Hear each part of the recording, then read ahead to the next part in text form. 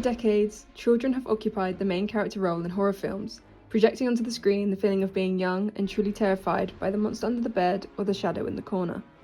As an audience, we understand the universal feeling of being young and vulnerable, and it translates well to the narratives of horror films. The young person must overcome or conquer the monster or the unknown, which is often a metaphor for growing up and facing change. A tumultuous and difficult time, the teenage experience begs to be dissected through the horror lens. A film which does this well is Monster House. Made in 2006 using motion capture and animation, Monster House presents the story of DJ, Chowder, and Jenny, three adolescents who discover that their creepy neighbour's house is alive and will consume any child who dares step on its lawn. DJ himself has been monitoring the house, Rear Window style, insisting to his parents that something sinister is occurring behind the wooden exterior. You cannot stay up in your room all day staring at an old man through a telescope! But Mom, there's something wrong with that house. Like every adult in horror, they ignore him, and he's left to face the threat alone, bar his sidekick and best friend Chowder.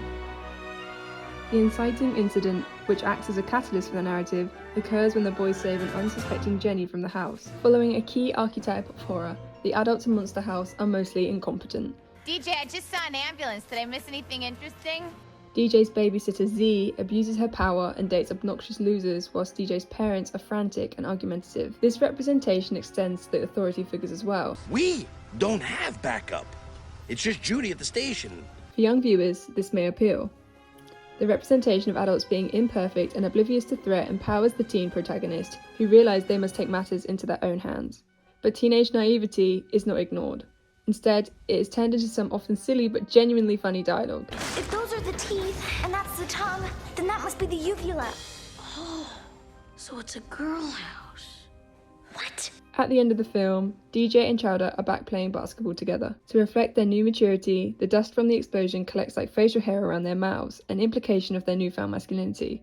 However, DJ decides to turn the grime into pirate makeup, suggesting that despite their earlier peril, they are still kids after all, even if they are on the edge of adulthood. In conclusion, Monster House demonstrates how the coming-of-age tale is perfectly suited to the horror genre, albeit one with PG scares and comedic traits. Nevertheless, the blending of genres is unmistakable.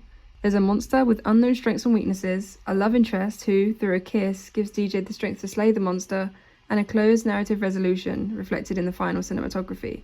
The camera floats upwards to give a bird's eye view of the suburban neighbourhood, showing our heroes have won and equilibrium has been restored.